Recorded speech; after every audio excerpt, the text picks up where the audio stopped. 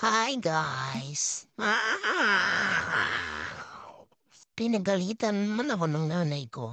Tama ang hula niyo. Ngayon kasi yung ganun mga kalokohan.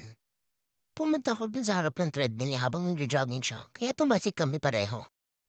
Kaya ngayon, pinagtitripan na naman niya ako.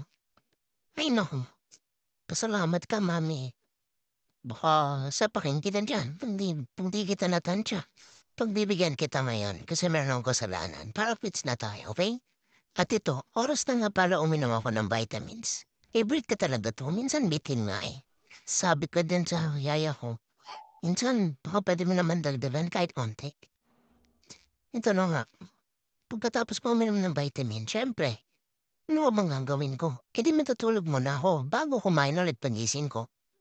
Wala naman akong ambag dito eh. Syempre masarap buhay ko. Kain, tulog. Yun lang. Tsaka minsan sinisira ko yung mga laruan ko.